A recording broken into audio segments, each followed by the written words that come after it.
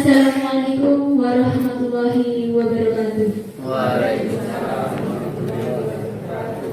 Yang saya hormati Kepala SDN Bogor 1, yang saya hormati pula Kepala SDN Sidomukti 2, yang saya hormati Ibu Dwi Marlina dan Bapak Eko Listio sebagai narasumber pada kegiatan hari ini, serta Bapak dan Ibu Guru tamu undangan yang berbahagia. Pertama kalinya marilah kita panjatkan puji syukur kehadirat Allah SWT atas segala nikmat yang telah Allah berikan pada kesempatan siang hari ini. Kita masih diberikan kesempatan, masih diberikan kesehatan untuk menghadiri acara diseminasi aksi nyata program Guru Penggerak tentang budaya positif di SDN Bogor 1 dalam keadaan sehat walafiat tanpa halangan suatu apapun. Kedua kalinya, salawat serta salam semoga tetap terlimpahkan kepada junjungan kita Nabi Agung Nabi Muhammad Sallallahu Alaihi Wasallam yang senantiasa kita nantikan syafaatnya di yaumul kiamat nanti. Sebelumnya, izinkan saya berdiri di sini sebagai moderator untuk membacakan susunan acara pada siang hari ini. Acara pertama, pembukaan. Acara kedua, doa. Acara ketiga, sambutan. Acara keempat, acara inti. Acara kelima, diskusi dilanjutkan dengan penutup. Marilah acara ini kita buka bersama dengan bacaan basmalah. Semoga dengan diawalinya dengan basmalah, kegiatan kita pada siang hari ini berjalan dengan lancar sesuai dengan apa yang kita harapkan. Amin. Selanjutnya adalah doa. Kepada yang bertugas, disilakan. Assalamualaikum warahmatullahi wabarakatuh. Waalaikumsalam warahmatullahi wabarakatuh. Bismillahirrahmanirrahim.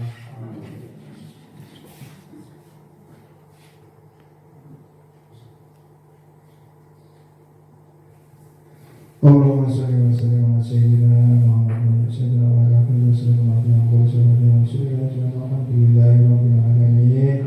Ya Allah, sayyidina Muhammad wa ala alihi wa sallam. Subhanallah wa bihamdihi alhamdulillahi rabbil alamin. Assalamualaikum warahmatullahi wabarakatuh.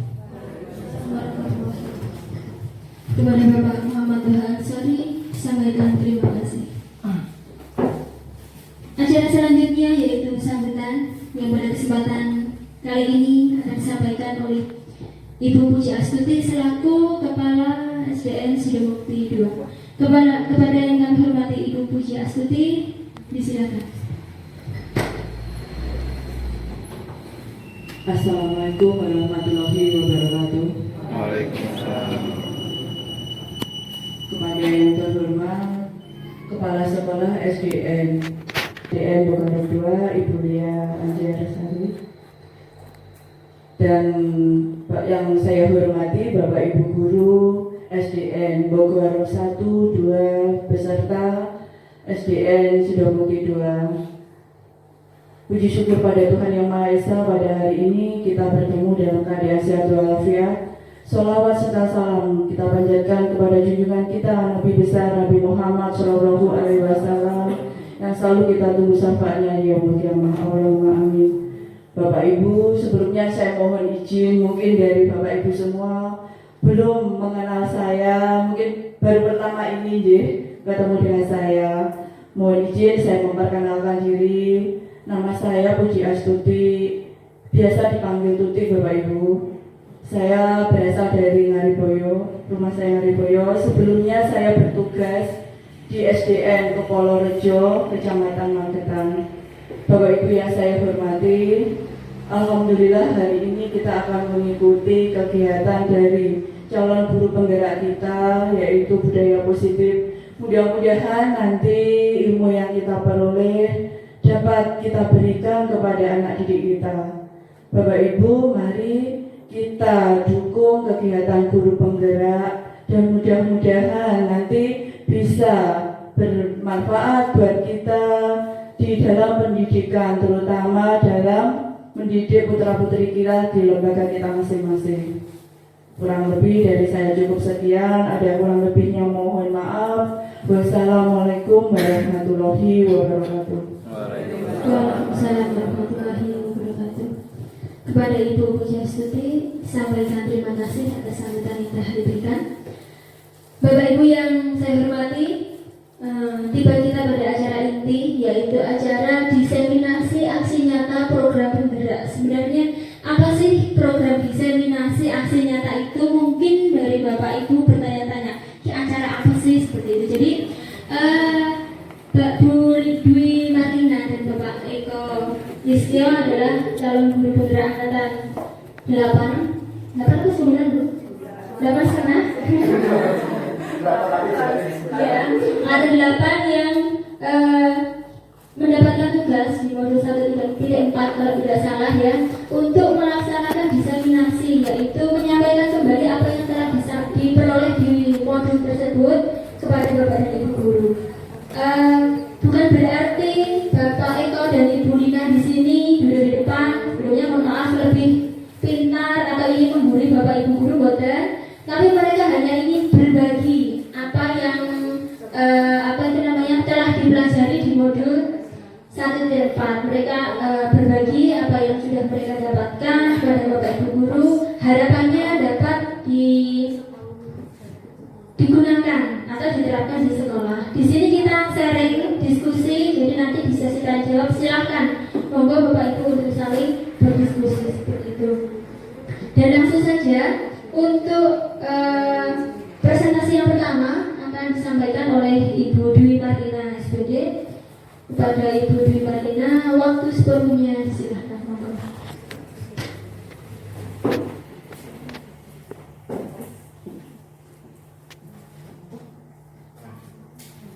Bismillahirrahmanirrahim. Assalamualaikum warahmatullahi wabarakatuh. Yang terhormat Bapak Ibu Kepala Sekolah dan yang saya hormati Bapak Ibu Guru tamu undangan. Pertama-tama marilah kita panjatkan puji syukur kehadirat Allah Subhanahu wa taala karena pada siang hari ini kita bisa berkumpul di SDN Bogarong 1 ini dalam keadaan sehat walafiat. Kedua kalinya, sholawat serta salam marilah tetap kita curahkan kepada junjungan kita Nabi Muhammad SAW yang senantiasa kita nantikan sholawatnya di hari yaumul kiamah nanti. Allahumma amin. Bapak Ibu guru hebat yang hadir pada siang hari ini, sebelumnya kami ingin mengucapkan terima kasih banyak atas kesediaan Bapak Ibu semuanya yang berkenan hadir menghadiri undangan kami. Di sini saya dan Pak Eko mendapatkan tugas untuk aksi nyata dari modul 1 yang sudah kita pelajari selama kurang lebih 2 bulan. Di sini bukan maksud kami menggurui panjenengan seperti yang diaturkan oleh Bu Lia, tetapi kami hanya sekadar ingin berbagi. Dan mungkin ketika kami menyampaikan materi nanti mungkin banyak kesalahan, kekurangan. Mohon masukan dari panjenengan semua. Karena jujur selama belajar 2 bulan itu kami belum maksimal karena banyaknya tugas lain, sehingga kami belajar itu benar-benar belum maksimal Bapak Ibu. Jadi mohon masukan dari panjenengan semua. Bapak Ibu, mohon izin untuk memulai presentasi ya. Tapi sebelum presentasi, saya yakin siang ini jenengan semua pasti ngantuk dan capek. Supaya ngantuknya hilang, kita bermain sambung kata dulu ya. Nanti ketika saya mengucapkan sebuah kalimat, di paling akhir kalimat itu ada sebuah kata.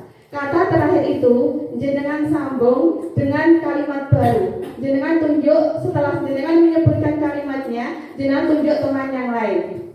Misalkan seperti ini. Hari ini kita berkumpul di SDN Bogarong 1. Bogarong 1 adalah sekolahku. Silakan tunjuk lagi Pak Eko. Usia. Sekolahku. Ini sekolahku SDN Bogarong 2. Silakan dari salah satu teman. Garing.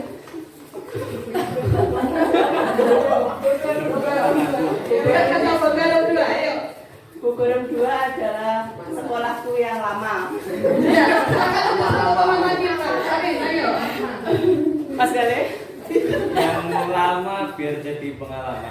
Iya. Silakan tunjuk satu. Pengalaman. Boleh ke kepala sekolah. Boleh. Pengalaman adalah guru yang paling berharga. Iya. Tunjuk satu orang lagi, Pak. Pengalaman. Guru yang berharga untuk kita buat pengalaman.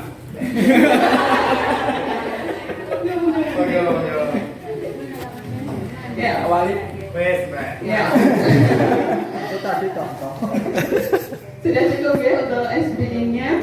Kita lanjutkan untuk materi. Mohon izin untuk lanjutkan. Pada siang hari ini kita akan membahas tentang budaya positif. Lanjut. Tapi sebelum masuk ke materi ini, saya ingin bertanya kepada panjenengan semua. Apakah Bapak Ibu guru setuju jika pemberian hukuman itu dapat mendisiplinkan anak-anak? Pripun Bapak Ibu guru, setuju napa mboten? Tidak setuju.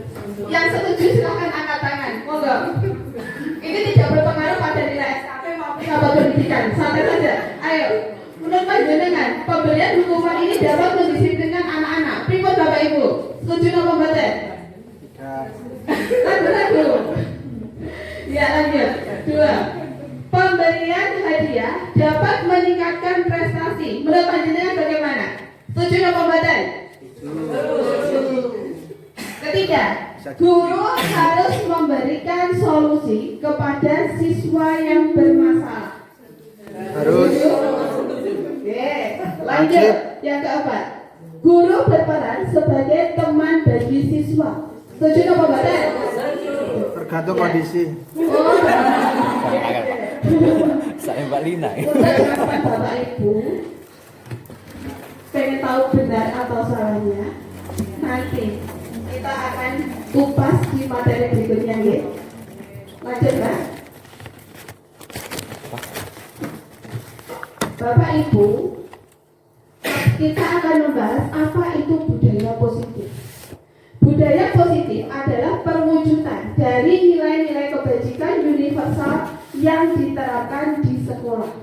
Menurut panjenengan, nilai-nilai yang harus diterapkan di sekolah itu nilai yang positif maupun negatif, Bapak Ibu?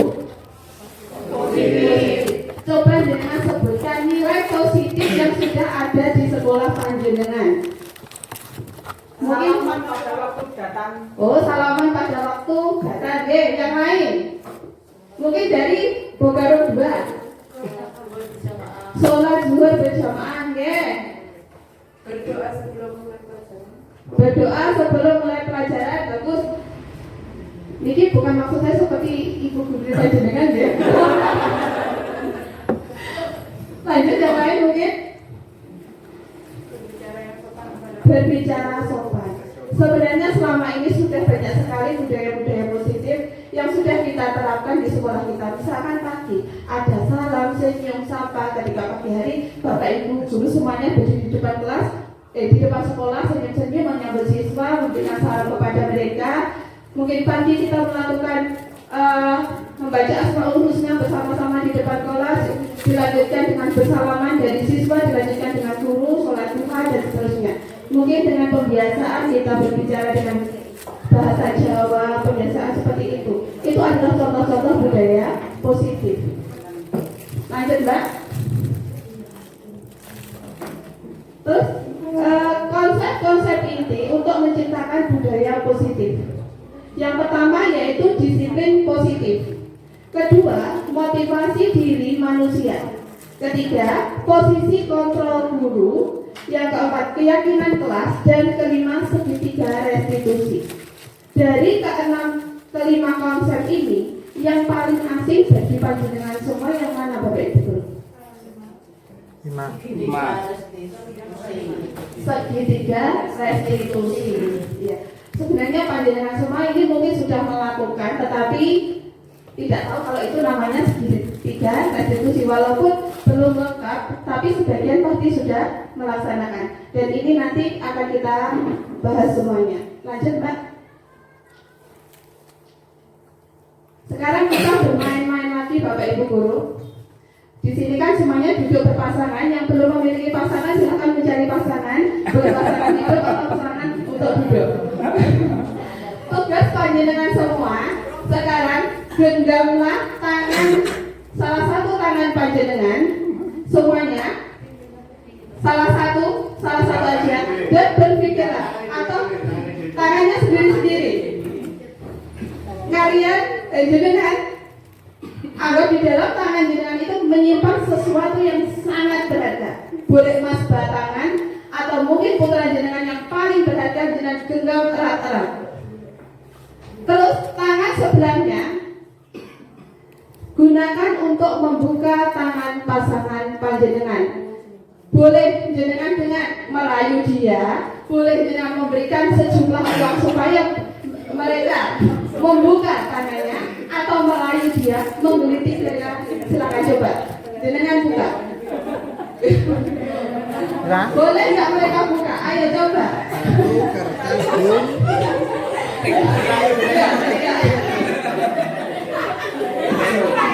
Boleh jenengan merayu sampai dia mau membuka tangan. Coba.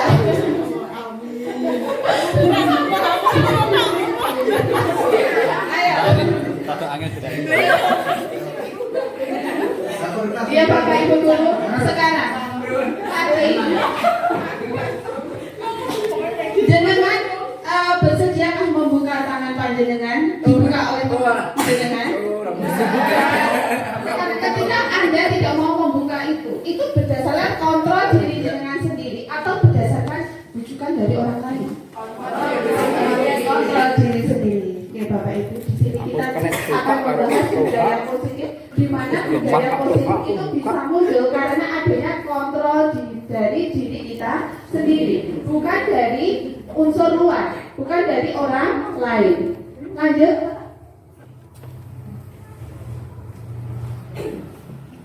Tentang kontrol diri tadi, menurut ada suatu teori kontrol menurut William Gardner. Selama ini guru itu berpikir bahwa dia dapat mengontrol murid. Kenyataannya tidak seperti itu Bapak Ibu Guru.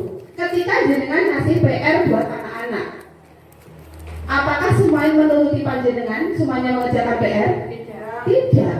Semuanya nggak menuruti panjenengan. Berarti mereka punya kontrol diri, di mana mereka bisa mengatur apa yang dia mau. Semuanya tidak menuruti panjenengan, walaupun di situ sudah ada peraturan bahwa yang tidak mengerjakan PR akan dihukum. Mereka tidak peduli. Kenapa? Karena mereka sudah bisa mengontrol dirinya masing-masing. Kemudian yang kedua, kita berpikir bahwa semua penguatan positif itu efektif dan bermanfaat. Misalnya dengan pemberian reward, pemberian hadiah.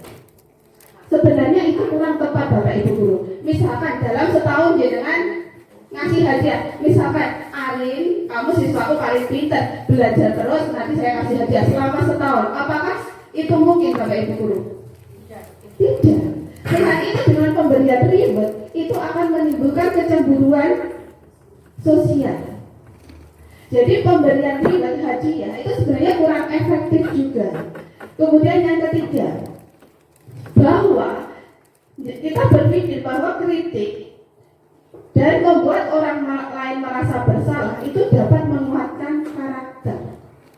Itu juga sebenarnya kurang tepat. Ketika kita memberikan kritik kepada seorang anak, mereka sudah menggambar sesuai dengan anak-anak mereka. Jangan ngasih tema seperti ini, terus mereka menggambar. Pasti mereka akan membuatnya sesuai, walaupun sesuai tema tidak, tetapi tidak sama persis dengan yang jenengan mau kan. Terus di situ, gambarmu lo belepotan, pewarnaanmu lo jelek. Itu suatu kritik. Akhirnya yang terjadi apa?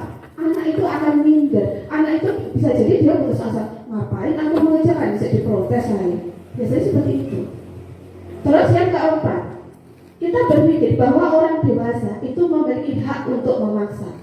Selama ini seringkali kita menerapkan seperti itu. Contohnya saya sendiri, anak saya, ayo dan sinau, ayah sinau, ojo teh kudu ya naik. Itu saya paksa. Tetapi sebenarnya nggak seperti itu. Dia punya suatu keinginan. Mungkin memang dia pegang HP, tetapi ketika pegang HP, saya tidak tahu kan apa bisa jadi dia nonton konten yang bermanfaat.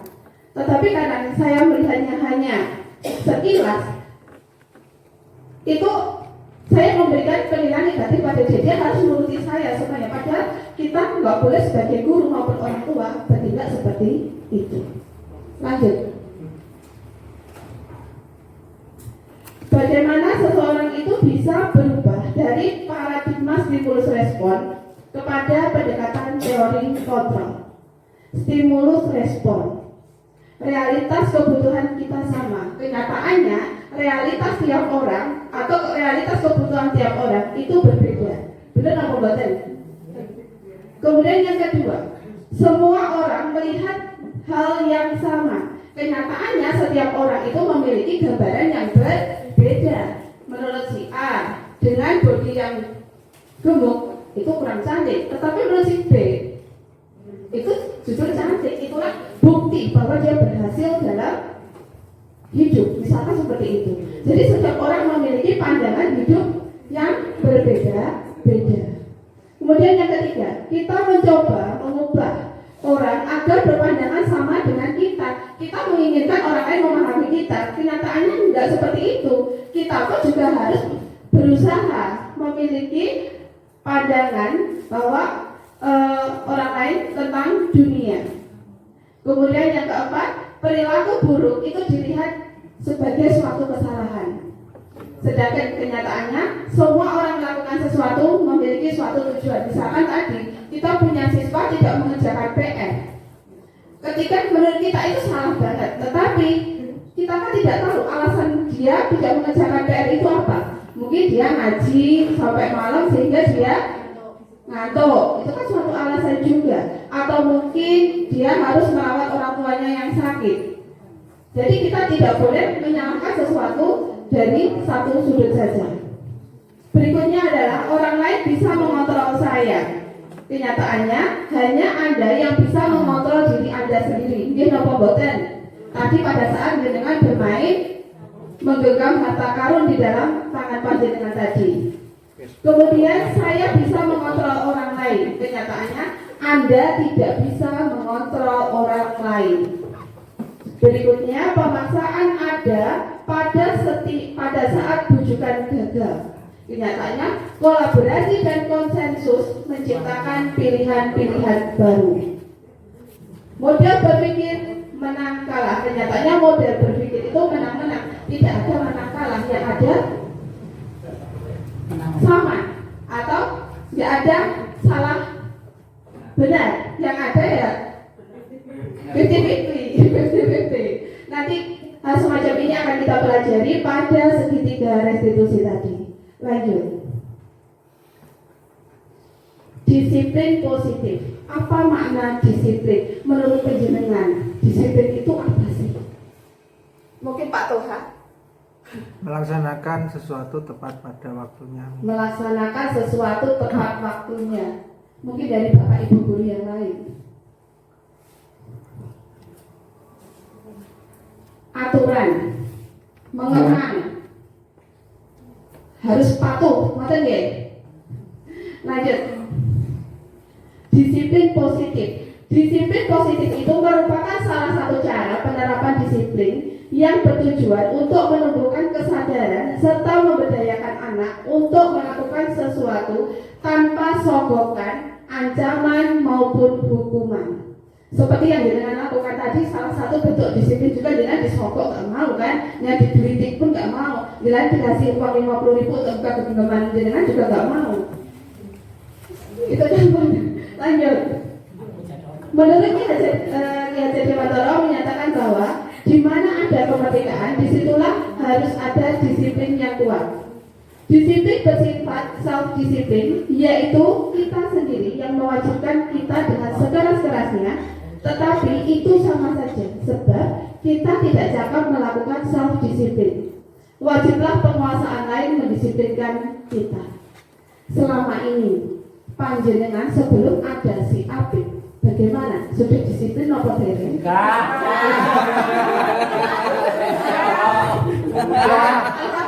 Sudah, tetapi kadang sudah masuk jam 7 sampai sekolah jam setengah 8, siswanya nunggu setengah jam ke. Tapi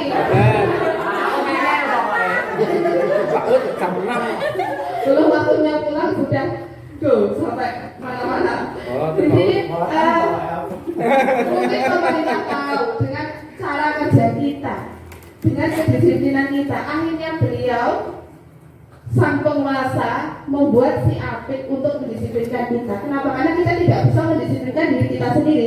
Akhirnya sang penguasa yang mendisiplinkan kita, membuat si Apik. Akhirnya karena adanya si Apik ini, jam 7 kurang kita sudah sampai di sekolah. Buktinya Pak Ud tadi saya mendapat sudah nyapu, benar-benar luar biasa.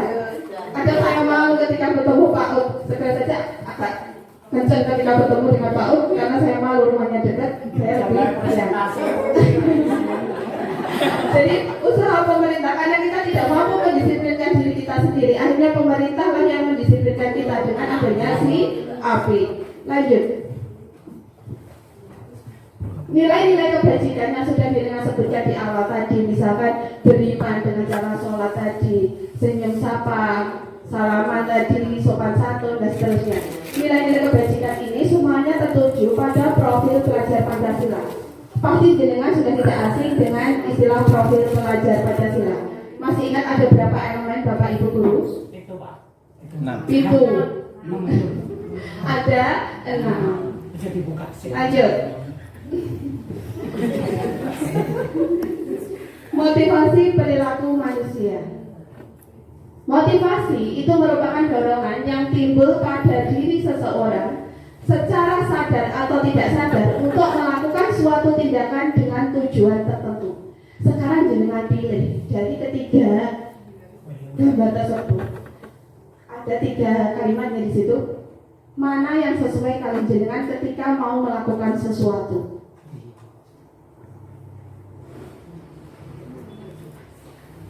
Mungkin Mbak Dewi, ketika melakukan sesuatu, motif apa yang mendasari jenengan? Jenengan pilih dari yang A, dari yang gambar pertama, kedua, atau yang ketiga?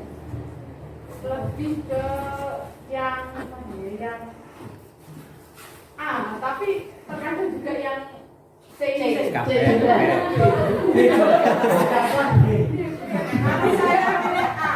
Pilih A, menghindari ketidaknyamanan dan hukuman. Itu sama dengan murid panjenengan. Biasanya mereka melakukan sesuatu, mereka mau mengerjakan PR itu karena menghindari ketidaknyamanan dan hukuman. Iya, Enak tengah Sebenarnya, Bu. Saya saja Pak, enggak tengah enak. sebenarnya kalau kita melakukan sesuatu dengan karena yang A atau menghindari ketidaknyamanan dan nyamanan dan hukuman, itu karena adanya faktor eksternal. Melakukan sesuatu karena adanya faktor eksternal itu sifatnya hanya sementara Bapak Ibu. Beda dengan yang ketiga. Yang kedua pun karena ingin mendapatkan imbalan atau penghargaan, itu pun sama karena adanya faktor eksternal. Sifatnya hanya sementara. Ketika sudah mungkin jenengan sudah tidak dari sekolah, katakan seperti itu, ya sudah, hal semacam itu tidak tertanam pada diri jenengan sudah tidak disiplin lagi. Tetapi dengan poin yang C, jenengan melakukan sesuatu karena jenengan menghargai diri jenengan sendiri dan menjadi orang yang mereka inginkan. Jenengan ketika melakukan sesuatu, oh ya, aku ini datang pagi karena memang tugasnya sebagai guru harus datang lebih awal. Aku harus menyambut siswa. Mungkin karena tugasku melayani siswa, saya harus lebih awal dari mereka. Jika itu tertanam pada diri jenengan, di kegiatan apapun jenengan akan seperti itu. Sudah tidak ingin terlambat lagi. Beda dengan yang poin A maupun poin yang B. Lanjut.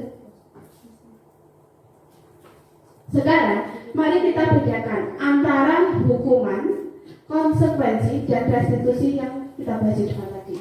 Apa itu hukuman? Hukuman itu adalah sesuatu yang menyakitkan dan harus terjadi.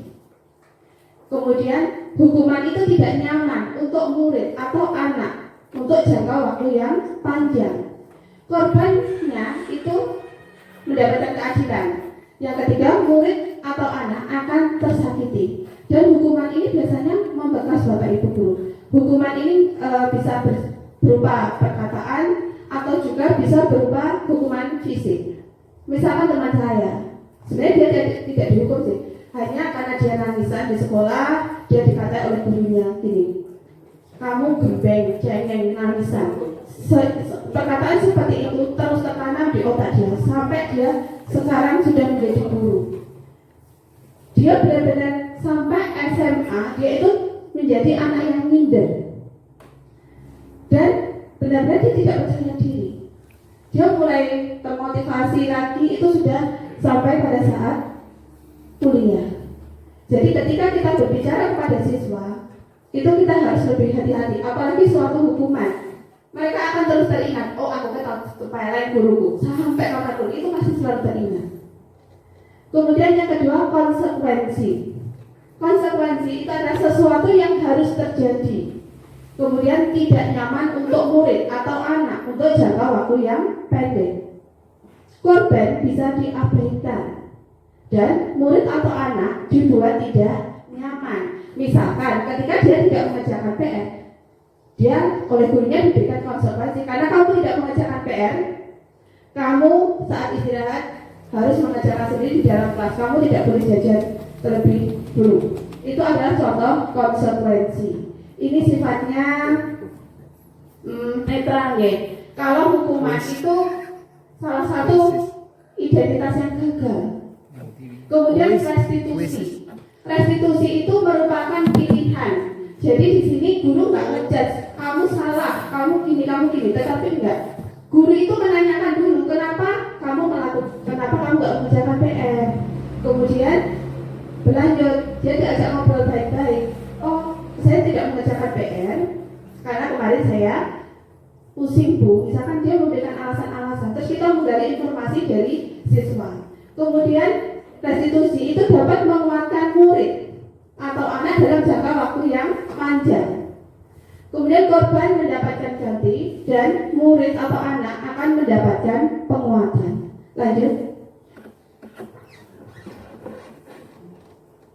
Ini berikutnya. Dari hukuman itu dapat menimbulkan perilaku pasif atau agresifnya semakin meningkat. Sistem tidak akan berjalan bila murid tidak takut. Biasanya justru murid adanya aturan seperti ini, aturan itu untuk dilanggar. Biasanya ngoten nggih. Itu kalau kita menerapkan hukuman biasanya justru seperti itu. Kemudian berlaku hanya pada sebuah institusi dan tidak berlanjut pada kehidupan nyata. Peraturan adalah kamu harus datang lebih awal, kamu harus mengerjakan PR, kamu harus tidur tepat waktu. Itu adalah contoh peraturan. Dan murid atau anak akan membenci peraturan itu karena mereka merasa tertekan. Sedangkan untuk konsekuensi, penguatannya bertahan pendek, dalam jangka pendek saja. Kemudian memerlukan monitor khusus karena di sekolah pasti guru ini harus terus memonitornya. Kemudian membantu penerapan mengikuti peraturan dalam masyarakat. Apa peraturannya? Mampukah kamu melakukannya? Dan terima kasih, itu biasa kata-kata yang sering diucapkan untuk konsekuensi ini. Dan murid atau anak akan menghormati pada peraturan. Sedangkan restitusi karena guru itu mengajak ngobrol murid, menggali informasi dari murid, akhirnya masalah yang telah dilakukan oleh siswa itu bisa terpecahkan. Kemudian murid belajar bertanggung jawab untuk perilakunya karena di situ dia ditanya tentang keyakinan dia. Apa yang dia lakukan itu benar atau salah, itu ditanyakan oleh gurunya. Fokus pada pemecahan masalah dalam jangka waktu yang panjang. Kemudian di situ guru menanyakan apa yang kamu yakini, apa yang bisa kamu lakukan untuk memperbaiki masalah ini. Dan murid atau anak akan menghormati dirinya dan juga orang lain. Lanjut. Terus bagaimana sifat dari hukuman, konsekuensi, dan restitusi? Hukuman itu sifatnya negatif. Karena biasanya kalau hukuman itu kita selalu ucapkan, awas kalau nggak ucapkan PR. Biasanya seperti itu. Kemudian dia selalu dipaksa, mendorong menyalahkan diri dan konsep diri buruk. Sedangkan untuk konsekuensi itu sifatnya netral. Lakukan apa yang saya katakan, seperti itu biasanya, itu berdasarkan peraturan. Stimulus respon, kemudian mendorong kepatuhan dan konsep diri baik. Sedangkan budaya positif dari restitusi itu sifatnya positif. Apakah hal ini yang sesungguhnya ingin kamu lakukan? Misalnya ketika nggak mengerjakan PR, jangan tanya kenapa nggak mengerjakan PR, alasannya apa dan seterusnya. Terus jangan tanya lagi, apa hal ini yang sesungguhnya ingin kamu lakukan? Jika kamu mau lakukan ini, akibatnya apa? Biasanya ditanya langsung seperti itu. Kemudian ini merupakan teori kontrol dan mendorong untuk lebih disiplin positif serta konsep diri semakin kuat. Lanjut. Berdasarkan bagian tadi, berikut adalah penjelasan tentang hukuman, konsekuensi, dan restitusi. Hukuman itu bersifat tidak terencana. Misalkan kita memberikan hukuman karena adanya siswa yang tidak mengerjakan PR, kita suruh keluar mengerjakan PR sendiri di luar. Kemudian menyakitkan karena disuruh keliling lapangan misalkan. Tidak nyaman, memaksa, bahkan membuat murid takut. Sedangkan hukuman bisa berupa hukuman fisik, psikis, atau kata-kata kasar. Sedangkan konsekuensi itu bersifat terencana dan sudah disepakati. Bentuk-bentuk konsekuensi itu dibuat oleh pihak guru atau sekolah. Lanjut. Untuk restitusi itu adalah proses menciptakan kondisi untuk memperbaiki kesalahan mereka, sehingga mereka bisa kembali pada kelompok mereka dengan karakter yang lebih kuat. Terus ciri-ciri dari restitusi itu apa? Yang pertama, bukan untuk menebus kesalahan. Yang kedua, memperbaiki hubungan. Ketiga, tawaran bukan paksaan.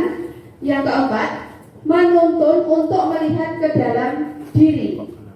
Berikutnya, mencari kebutuhan dasar yang mendasari tindakan dan menguatkan dan fokus pada solusi. Lanjut, Pak. Berikut ada beberapa penguatan dari apa yang sudah kita pelajari tadi. Apakah ini masuk konsekuensi, hukuman, atau restitusi? Menurut panjenengan, ketika siswa disuruh lari berkeliling lapangan 2 kali karena terlambat sekolah, ini masuk pada hukuman atau restitusi? Membersihkan coretan yang dibuatnya di atas meja, ini masuk yang mana Bapak Ibu? Konsekuensi, betul. Kemudian guru terbuka dan siswa menghormati dirinya dan orang lain, restitusi. Berikutnya, guru tegas dan siswa menghormatinya, ini masuk yang mana? Konsekuensi, betul. Murid diminta push up karena tidak mengerjakan PR, hukuman. Guru menanyakan keyakinan kelas dan memandu siswa menyelesaikan masalahnya, restitusi. Karena disitu menanyakan keyakinan kelas dulu. Kemudian yang terakhir, lari berkeliling lapangan karena terlambat saat pelajaran PJOK. Ini lebih ke pemanasan. Karena pada saat jam Pemanasan juga bisa. Pemanasan. Dihukum atau dihukum oleh penghargaan. Penghargaan itu memiliki pengaruh jangka pendek dan jangka panjang. Kalau lebih ketika kita memberikan hadiah kepada seorang anak, biasanya dia akan termotivasi ketika diberikan iming-iming misalkan. Oh, nanti kalau kamu dapat nilai 90 pada saat ujian nasional, kamu akan saya berikan sepeda motor misalkan. Itu ketika dia mungkin di awal tahun dia masuk kelas 6, katakan seperti itu. Itu akan memberikan efek jangka pendek atau panjang Bapak Ibu. Bisa jadi dia hanya belajar saat itu saja. Tetapi setelah itu dia dah santai, dia nggak pikir lagi. Itu kemudian penghargaan itu tidak efektif. Keempat, penghargaan ketika kita memberikan hadiah-hadiah kepada siswa itu pun juga bisa merusak hubungan. Ketika dalam satu kelas itu ada siswa kita memberikan ranking 1, ranking 2, yang diberikan hadiah hanya ranking 1. Apakah yang kedua ini tidak juara? Tetap juara kan, tetapi karena kita hanya memberikan hadiah kepada yang juara 1, akhirnya timbul rasa sakit hati. Kemudian penghargaan juga bisa mengurangi kualitas. Dan yang kelima, penghargaan bisa mematikan kreativitas. Lanjut. Berikutnya kita akan membahas 5 posisi kontrol. Tapi untuk ini akan disampaikan oleh Pak Eko. Kepada Pak Eko, silakan. Ya, terima kasih Bu Lina atas waktu yang diberikan. Nah, tadi Bu Dwi Marlina sudah menyampaikan panjang lebar tentang budaya positif dan disiplin positif. Nah, saya akan melanjutkan apa yang disampaikan Bu Dwi Marlina masih pada tahapan disiplin positif. Jadi kita juga harus tahu tentang 5 posisi kontrol seorang guru. Terus saya semangat tuh, tadi nggih. Semangat. Masih nggih. Nggih. Moga-moga mungkin bisa segera selesai. Namun sebelum ini kegiatan kita lakukan, Bu Dwi Marlina monggo bagi kertas dulu. Monggo dituliskan dulu ini 5 posisi kontrol guru ini. Menurut jenengan yang ada di dalam diri jenengan sebagai pendukung, sebagai pembuat rasa bersalah, sebagai teman bagi murid-murid, atau sebagai pemantau, dan mungkin bisa jadi sebagai manajer. Boleh ditulis 1, boleh 2, monggo. Nanti kita akan cari tahu mana yang paling tepat posisi kontrol yang harusnya ada dalam diri kita. Lebih dari 1 boleh ya Pak tadi? Lebih dari 1 boleh. Biasanya jenengan seperti apa? Jadi penghukum, jadi membuat rasa bersalah, atau bagaimana? Monggo. Nanti hanya sekedar kita cocokkan saja mana yang benar. Kalau tadi Bu Dwi Marlina itu sudah ngomong panjang lebar ya, menjelaskan secara langsung. Kali ini saya akan menjelaskan melalui video. Jadi cukup mengajak jenengan untuk nonton video. Dilanjut sambil menuliskan posisi kontrol bagi diri jenengan. Monggo dilanjut presentasinya, kita lihat videonya. Ya, ini yang pertama posisi kontrol sebagai penghukum. Kita saksikan bersama video berikut. Saya lagi jawab. Kakek-kakek. Industriari. Naren, sini kamu. Selamat pagi Bu. Selalu terlambat. Kamu deh pasti terlambat. Maaf Bu, saya Apa? Apa coba? Alasan kamu apa lagi? Kapan sih kamu tidak terlambat? Malah sekali ya kamu jadi anak.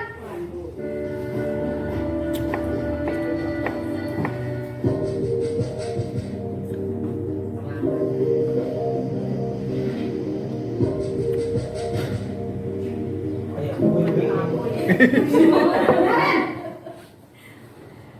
sini kamu. itu kira-kira seperti itu tadi kalau jadi penghukum. Jadi dengan kata-kata kasar, menyakitkan bagi anak-anak, dan juga mungkin ada tindakan khusus nanti, hukumannya berupa fisik atau mungkin secara kata-kata kasar tadi. Itu yang pertama. Nah, mungkin guru terlihat kasar ya kalau gitu, terlihat galak gitu.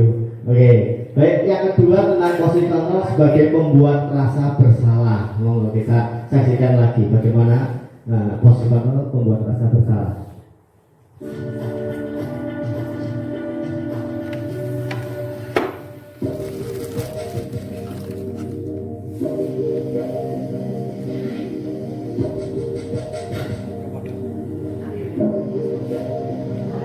Naren,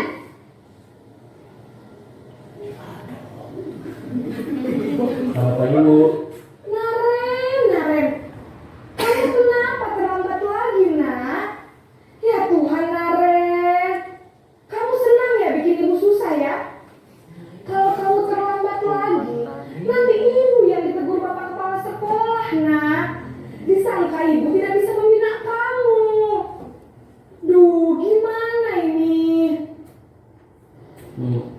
Maaf Bu. Duh Gusti Naren. Kamu suka ya kalau ibu tegur bapak kepala sekolah? Terus, sekarang ibu harus tulis apa yang di buku absen? Ini kamu sudah sering terlambat loh. Ibu harus apa coba? Maaf Bu. Maaf sekali. Ya sudah, lain kali jangan bikin ibu susah lagi ya nak ya. Ibu tidak akan kuat lagi kalau kamu begini terus. Bisa jantungan kalau ibu tegur bapak kepala sekolah. Sana cepat ke kelas. Maaf ya Bu. Maaf sekali. Ya, itu dari situ kita tahu bahasanya lembut sebenarnya, tapi nyelekit. Lembut tapi nyelekit membuat orang itu merasa bersalah, akhirnya nanti nggak pede, itu timbul ke rasa tidak percaya dirian pada diri siswa kita. Itu yang kedua. Monggo yang ketiga, posisi kontrol sebagai teman.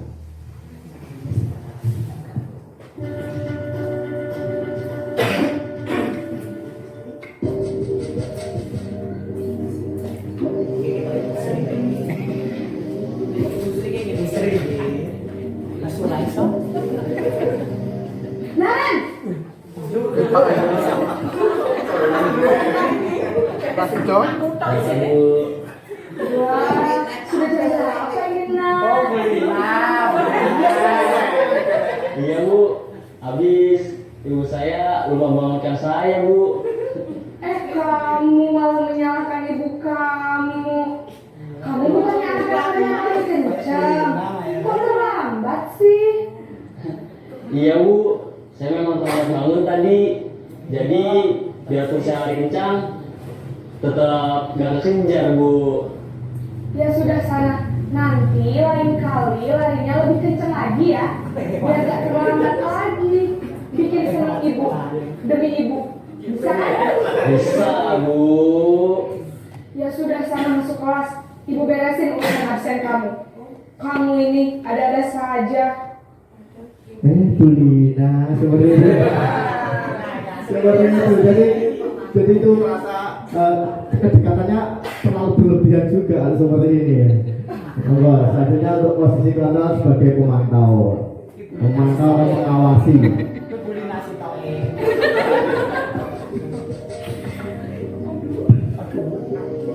Oi. Saya nyobar. Naren!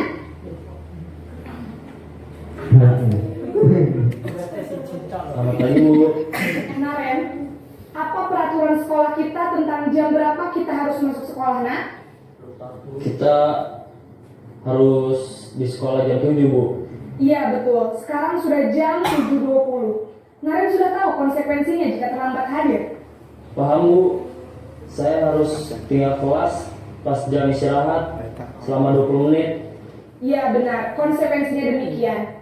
Jadi nanti jam 9.30 pas istirahat, kamu harus tinggal di kelas, kerjakan tugas tambahan untuk ketertinggalan kamu, ya? Baik Bu.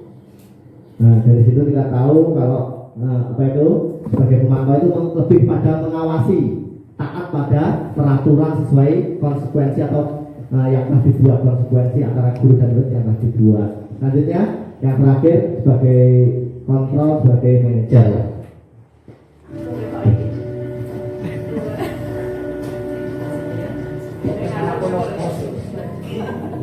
Bos. Ini pengurus bos. Naren!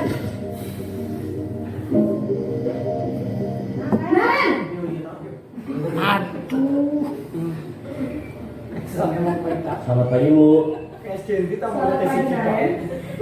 Maaf Bu, saya terlambat.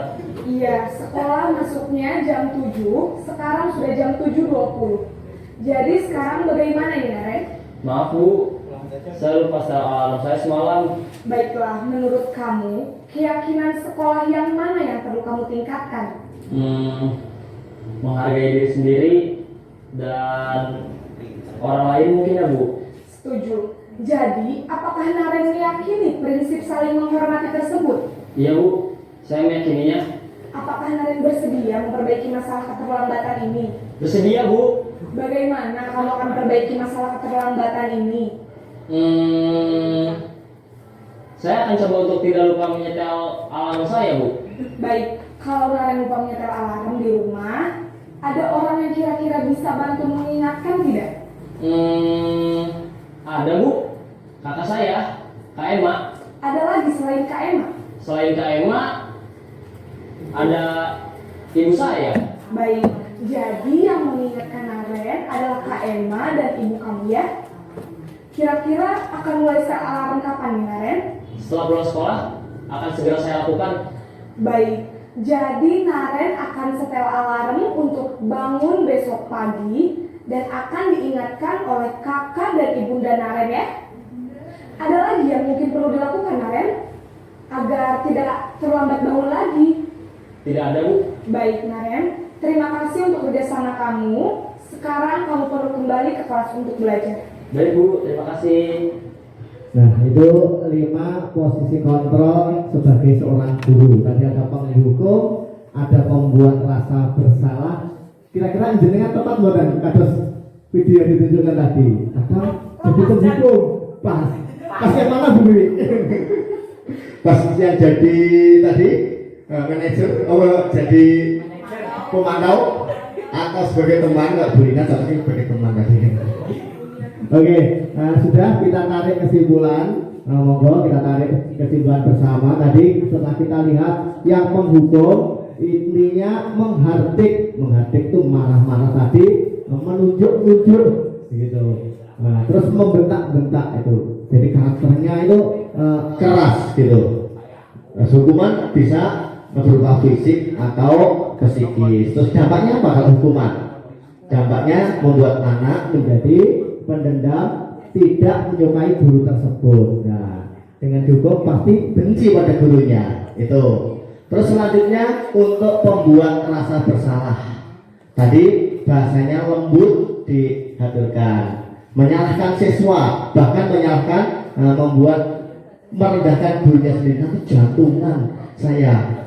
Apa kamu enggak kasihan kalau kepala sekolah memarahi Pak Guru atau Bu Guru seperti itu. Terus dampaknya apa?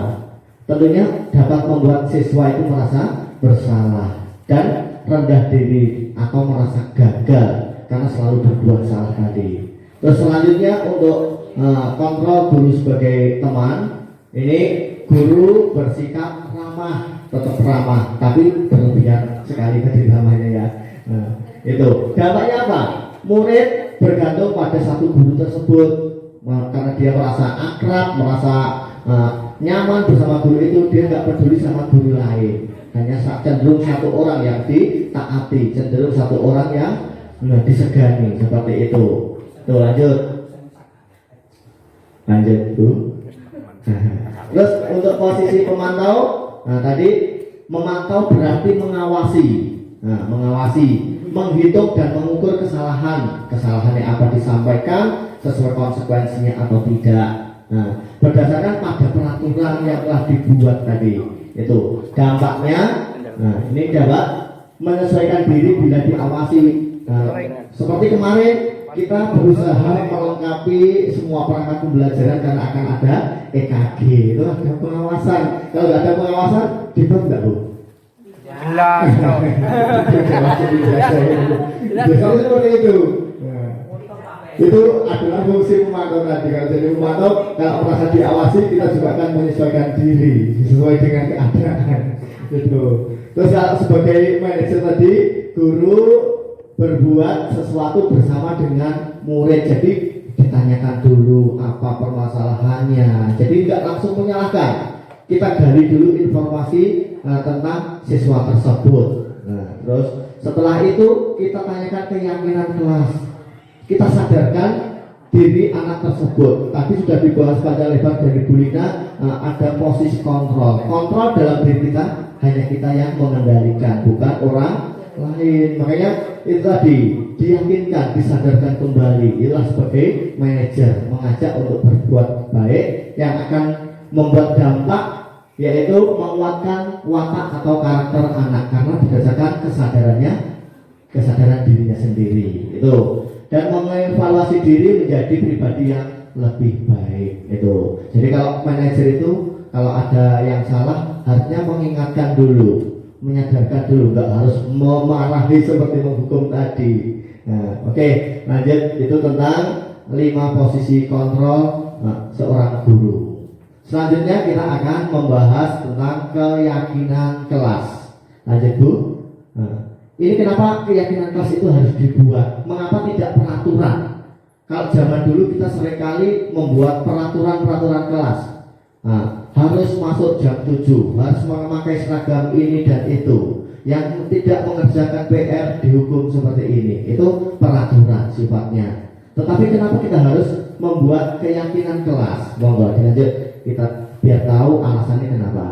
Nah ini sekarang coba renungkan dengan menjawab pertanyaan berikut ini. Mengapa kita memiliki peraturan tentang penggunaan helm pada saat mengendarai kendaraan roda 2 atau motor?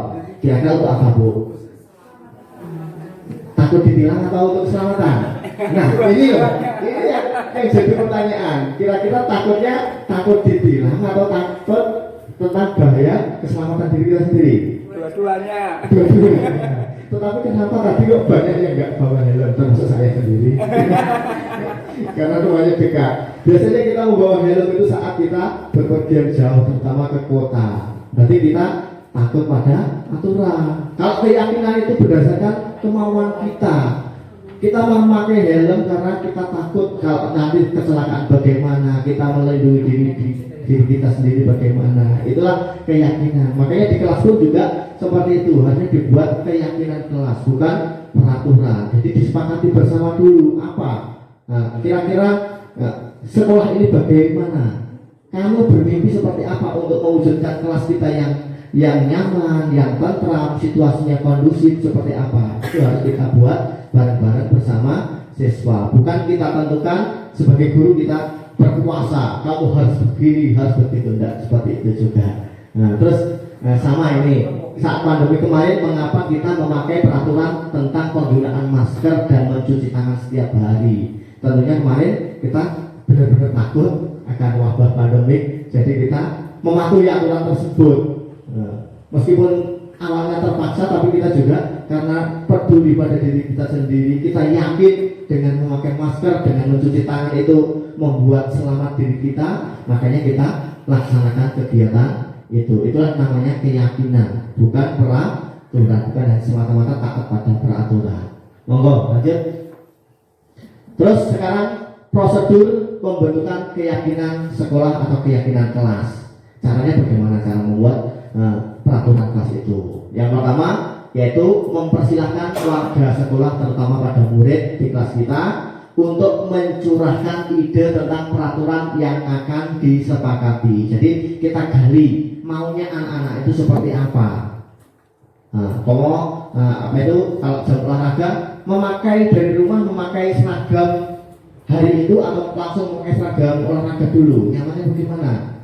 Kalau memang saat jam olahraga langsung memakai seragam olahraga, ya udah itu saja. Kalau keyakinan mereka lebih nyaman seperti itu, ya kita terapkan seperti itu. Itu yang pertama. Yang kedua, mencatat semua masukan. Kita gali semua pendapat dari anak-anak, bukan dari kemauan kita sendiri. Dan selanjutnya ganti kalimat negatif menjadi kalimat positif. Ini contohnya seperti ini. Jangan membuang sampah sembarangan. Itu kalimat negatif. Kita harus mengubahnya menjadi kalimat positif. Buanglah sampah pada tempatnya, seperti itu. Jadi kita rubah. Memang kalau di di pembelajaran kurikulum Merdeka ini harusnya kita itu merubah budaya-budaya positif itu kita kembangkan, bukan hanya semata-mata mencari masalah. Kalau zaman dulu kita harus membuat PPK, permasalahan-permasalahan kita cari, kita urai, kita selesaikan. Kalau saat ini tidak, yang kita cari malah justru budaya-budaya positifnya. Budaya positifnya yang baik ini bagaimana kita kembangkan menjadi lebih baik dan lebih baik lagi, seperti itu. Biar mempengaruhi yang buruk, biar terkikis dan bisa selalu berbuat baik itu. Terus yang selanjutnya yaitu tinjau kembali curahan pendapat yang terkumpul dan kemudian kita susun menjadi keyakinan kelas. Dari beberapa usulan tadi kita tinjau kembali mana yang terbaik, mana yang tepat untuk kita cantumkan dalam peraturan kelas itu, keyakinan kelas dengan peraturan kelas. Nah itu. Dan selanjutnya kita setujui bersama serta menandatanganinya bersama-sama. Kalau sudah dibuat, kita tinggal mengingatkan anak-anak. Itu loh yang membuat siapa? Kamu sendiri kan, kamu sudah tanda tangan. Kalau nggak bisa tanda tangan, bisa cap jempol, pakai stempel atau pakai apa? Nanti jempolnya ditempelkan di situ. Dan yang terakhir, keyakinan kelas ditempel di tempat yang mudah dilihat oleh anak-anak. Jadi mungkin bisa di depan pintu seperti ini, jangan di atas jendela terlalu tinggi jadi anak-anak sulit untuk membaca. Seperti itu. Itu cara membuat keyakinan kelas. Jadi sesuai dengan kontrol dirinya anak-anak tadi. Wes lanjut Bu. Nah sekarang tentang segitiga restitusi tadi bagi jenengan yang paling awam, bagi jenengan yang mungkin baru kali ini didengar, yaitu tentang segitiga restitusi. Tapi tadi sudah banyak sekali Bu Lina membahas tentang restitusi. Itu adalah bu. Nah itu cara kita menyelesaikan masalah di kurikulum Merdeka ini, yaitu suatu proses dialog yang dijalankan oleh guru agar dapat menghasilkan murid yang mandiri dan bertanggung jawab. Jadi dengan cara bukan hanya semata-mata menyalahkan anak-anak, tapi kita cari dulu informasi yang benar, alasannya apa, terus kita sadarkan mereka tentang keyakinannya agar dia posisi kontrol yang ada di dirinya benar-benar muncul sesuai dengan nuraninya, seperti itu. Lanjut Bu. Nah, itu ada 3 tindakan, ada 3 tahapan dalam segitiga restitusi. Nah, itu yang pertama, menstabilkan identitas.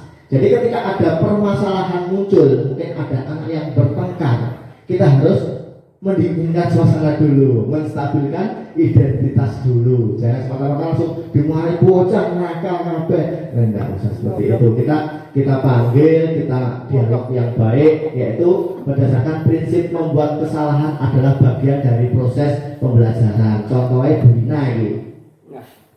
Numpak sepeda iso, juga perlu belajar dari kesalahannya. Mungkin dia jatuh, dia terus bocah-bocah gitu. Jadi itu belajar dari kesalahan, tapi tanpa mencoba apakah dia bisa? Tidak bisa. Jadi kita memang belajar dari kesalahan, wajar kalau itu kita salah, itu suatu hal yang wajar karena tidak ada manusia yang sempurna. Mungkin seperti itu pernyataan yang bisa kita sampaikan kepada anak-anak. Berbuat salah itu hal yang wajar. Mungkin Bapak Ibu guru juga akan sama seperti kalian, akan juga pernah berbuat salah seperti itu. Itu tentang menstabilkan identitas. Lanjut Bu. Terus selanjutnya validasi tindakan yang salah. Kita tanyakan alasan pada anak tersebut kenapa dia seperti itu. Nah ini berdasarkan prinsip setiap perilaku berupaya memenuhi suatu kebutuhan tertentu. Nah kebutuhan anak itu, kebutuhan manusia itu sebenarnya ada 5 tadi belum tak sebutkan. Tapi yang pastinya kita butuh apa? Rasa senang, butuh rasa berkuasa, butuh rasa bertahan hidup dan lain sebagainya. Itu tentunya pasti punya alasan. Semua orang melakukan kesalahan itu pasti punya alasan sendiri-sendiri. Bahkan saya pernah baca buku itu seorang pembunuh tingkat dunia pun dia tidak pernah merasa bersalah ketika ditanyai, karena dia punya alasan sendiri dari dalam dirinya. Saya merasa benar kok berbuat seperti ini ya. Jadi itu dalam validasi tindakan yang salah. Ini pernyataan yang bisa kita sampaikan kepada murid itu, kamu pasti punya alasan melakukan ini. Kita gali dari anak tersebut alasannya seperti apa. Kamu pantas kok, kamu pantas dan wajar kok melakukan seperti itu. Kamu bisa mempertahankan dirimu, kamu bisa menghormati hak-hakmu. Nah, mungkin itu jangan disalahkan dulu, kita gali informasi kebenarannya. Dan yang terakhir yaitu lanjut Bu, menanyakan keyakinan dalam dirinya sendiri. Kalau kamu berbuat seperti itu kira-kira salah atau tidak. Nah kita sadarkan biar posisi kontrol yang ada dalam dirinya itu muncul dari nuraninya, dari hatinya sendiri, atas dasar pemikirannya sendiri, bukan bukan mergo kita paksa dengan hukuman dan lain sebagainya. Itulah segitiga restitusi. Jadi dalam menghadapi permasalahan yang dilakukan oleh anak-anak ada 3 tahapan tadi: menstabilkan identitas, lanjut validasi tindakan yang salah, dan yang ketiga yaitu menanyakan keyakinan. Lanjut Bu, ini biar tahu contoh konkretnya ada satu video lagi, monggo disimak.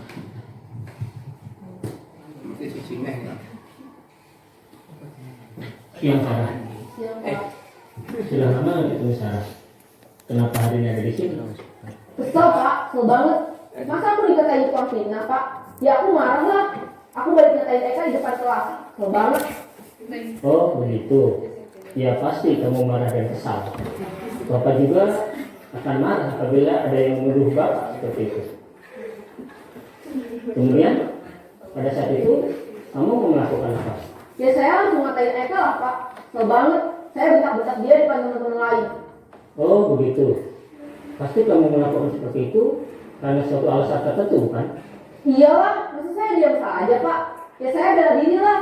Masa saya dituduh tukang fitnah? Ya wajar lah. Mempertahankan harga diri itu sesuatu yang penting buat kamu. Untung kamu tidak bertindak lebih gegabah lagi, hanya membentak-bentak. Iya Pak. Untung saya masih bersabar dan hanya membentak saja. Sudah gemes padahal, saya pasti bela diri lah. Ya pasti ya. Tapi kamu memilih untuk tetap bertahan dan bersabar. Kamu memilih untuk tidak berbuat lebih parah lagi. Iya. Nah, sekarang coba kita lihat lagi tindakan kamu yang mentak-mentak Eka di kelas. Tindakan kamu itu kira-kira sesuai dengan keyakinan kelas atau prinsip kamu tidak? Enggak lah Pak. Capek Pak jadi pemarah. Jadi keyakinan atau prinsip mana yang kurang sesuai dengan keinginan kamu? Ya, saya sebenarnya sangat menghargai orang lain. Mungkin saat itu saya menjadi emosi, jadi tidak menunjukkan sikap itu. Kamu meyakini tidak? Menghargai orang lain itu penting buat kamu. Yakin lah Pak. Iya, setuju. Kita harus saling menghargai. Namun ada juga keyakinan yang kita sepakati yang perlu kita jalankan apabila kita sedang marah, bukan?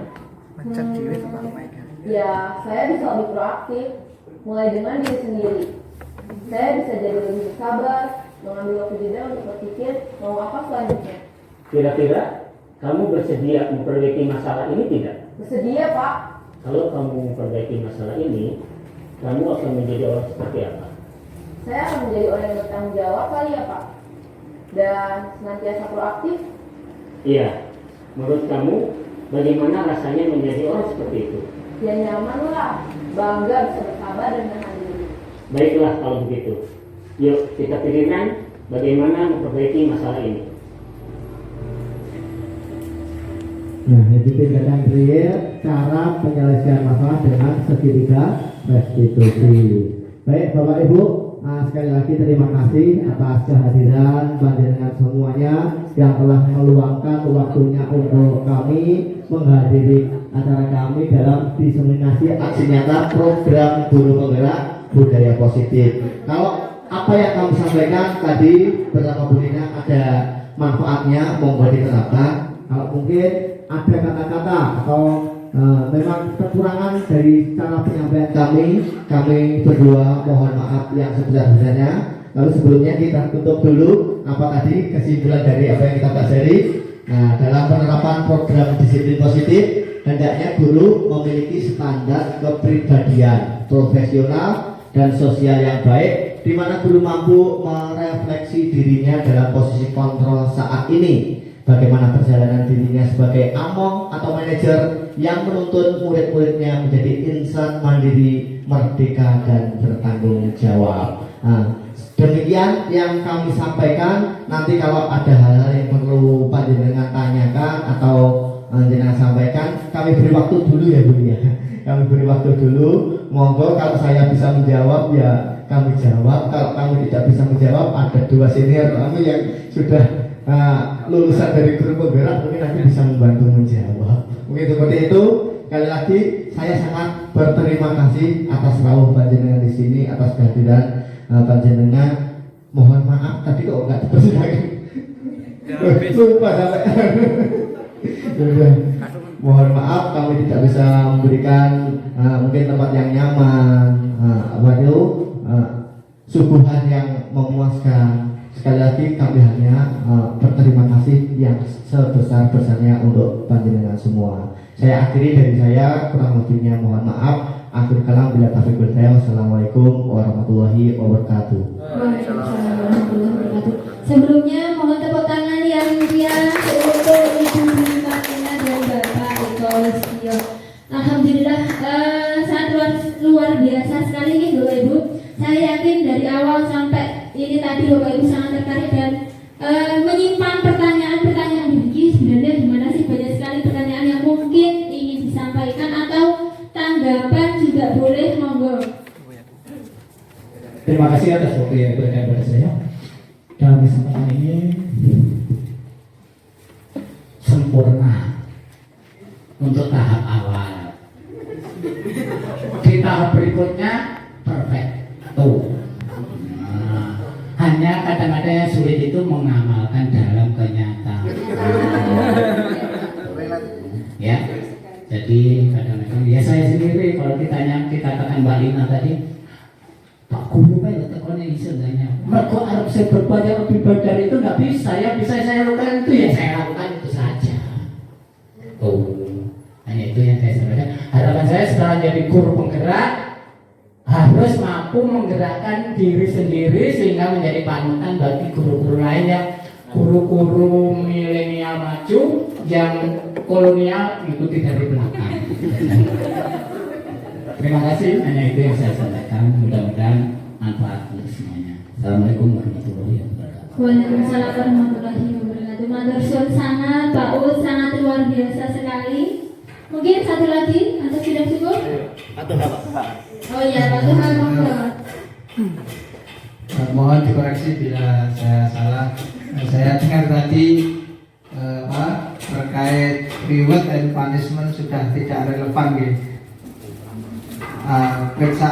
Koreksi lagi kalau saya salah. Terus peraturan diganti dengan apa tadi, kesepakatan keyakinan kelas. Terus bagaimana kalau masih ada yang melanggar keyakinan tersebut? Mohon dijelaskan. Terima kasih.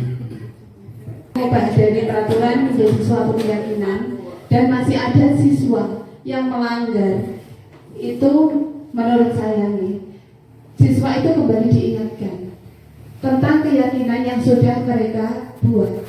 Kita ajak ngobrol, kita gunakan segitiga restitusi tadi. Dengan seperti itu, siswa akan kembali mengingat apa yang dia tulis, sehingga siswa diharapkan dapat mengubah dari yang melanggar tadi menjadi mentaati apa yang sudah mereka sepakati. Pak, mungkin Pak Eko nambah? Iya, kalau mau nambah saya tentang tadi pemberian reward mungkin sekarang memang dari kurikulum 2013 sampai kurikulum Merdeka ini memang di rapot pun sudah tidak ada yang namanya peringkat. Itu memang pemerintah mengharapkan dan dipandang pemberian reward itu sudah kurang efektif karena akan merampas hak-hak orang lain, hak teman-teman yang lain. Dia yang dapat reward itu bahagia, dia makin semangat, ya benar. Tapi yang lain, aku nggak tahu lah, juara kelas, aku batole dapat piala, saya nggak dapat piala. Jadi itu akan membuat yang lain itu merasa bersedih, melemahkan yang lain. Dia tidak bisa menggali potensinya tadi. Mungkin seperti itu. Kenapa kok reward tidak efektif? Selain itu, kalau kita memberikan reward terus-terusan bagi anak yang juara, yang dapat nilai 100 misalnya, saya kasih uang 5.000. Nanti kalau dapat 100 semua, bagaimana dengan kita sebagai guru? Apakah itu efektif? Nah, itu loh. Itu maksudnya kenapa reward itu efektif atau tidak. Mungkin kalau sesaat, 1 atau 2 kali, tidak apa-apa, itu baik. Tapi kalau berlanjut dan terus-menerus, ya kita pasti tidak bisa menerapkannya. Mungkin itu tentang reward.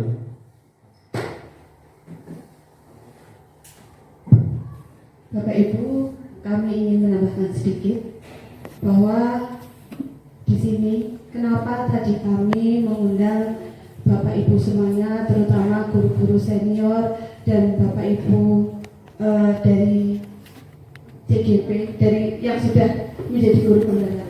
Di sini kami melihat Bapak Ibu lulusan SPG itu sudah mempelajari begitu banyak hal tentang apa yang ada di modul 1, dan ada salah satu sosok inspirasi buat kami, yaitu Pak Utomo. Di sini beliau benar-benar menerapkan apa filosofi pendidikan dari KHD. Nilai-nilai yang ada di guru penggerak itu beliau terapkan semua, dan setiap hari beliau lakukan. Beliau walaupun sudah senior, kita yang lebih muda, kita itu jujur saya sendiri kalah. Beliau selalu mengikuti perkembangan zaman, menuntun murid sesuai dengan perkembangan zaman. Beliau membuat pembelajaran saja, beliau rajin untuk membuat mungkin Google Form atau lainnya untuk ulangan. Sedangkan saya pribadi ini mungkin dalam 1 bulan belum tentu membuat, bahkan dalam 1 semester. Dan mungkin dengan adanya Pak Utomo di sini bisa memberikan inspirasi kepada kami untuk bisa kami lebih baik lagi, bisa mencontoh beliau, kita bisa mendidik, membimbing anak sesuai dengan kodrat alam dan kodrat zaman.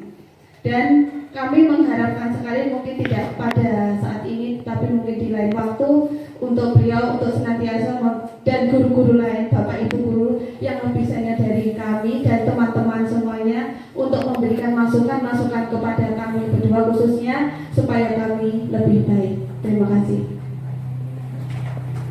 Cukup, terima kasih.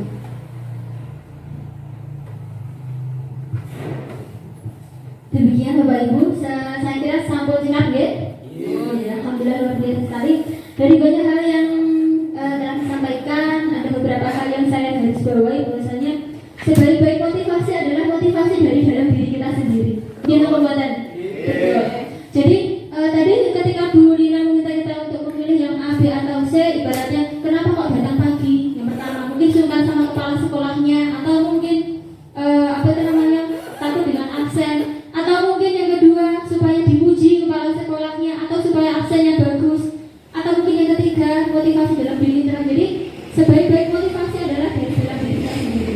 Kalau sudah muncul motivasi dalam diri kita, maka faktor-faktor eksternal itu tidak akan mempengaruhi kita. Baik mau bagaimanapun keadaan kita, kalau kita sudah niat, insya Allah kita akan baik, seperti itu. Kemudian yang terakhir tentang keyakinan kelas. Jadi di kurikulum Merdeka ini semua dari siswa untuk siswa, gitu. Dari keyakinan kalau siswa sendiri yang membuat peraturan, siswa sendiri yang melaksanakan. Jadi tidak semata-mata semua untuk guru. Jadi seperti itu. Saya kira cukup dari apa yang telah disampaikan tadi. Semoga apa yang kita dapatkan hari ini bisa bermanfaat untuk kemajuan pendidikan kita di kelas masing-masing, di sekolah kita masing-masing, sehingga apa yang sudah kita dapatkan kita dapat praktekkan, gitu. Jadi kita, kalau mungkin kemarin Bapak Ibu waktu EKG buat media pembelajaran yang bagus, gitu. Kemudian mengajarnya penuh senyum, tidak ada marah-marah. Mari kita menjadi seperti itu, tidak hanya 1 hari waktu EKG. Kita lanjutkan di hari-hari selanjutnya, karena Bapak Ibu guru hebat semua pasti bisa melakukannya. Akhir kata dari saya, apabila ada kurang lebihnya, mohon maaf yang sebesar-besarnya. Sekali lagi terima kasih atas rawuh panjenengan semua dalam acara ini. Marilah kita tutup bersama dengan bacaan hamdalah. Alhamdulillah.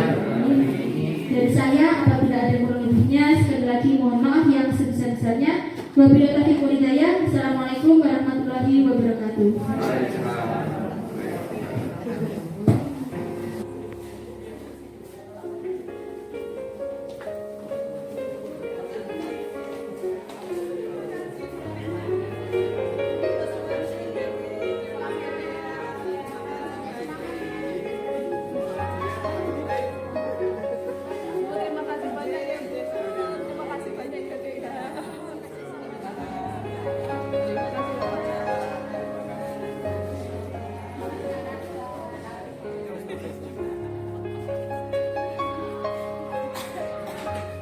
Tapi ya salaman lagi.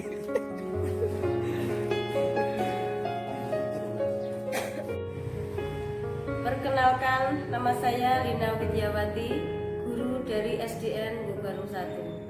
Setelah saya mengikuti diseminasi aksi nyata budaya positif yang disampaikan oleh Ibu Dwi Marlina dan Bapak Eko Listio, saya menyadari bahwa selama ini saya masih banyak kekurangan dalam menjalani peran saya sebagai seorang guru. Tentunya dari apa yang disampaikan tadi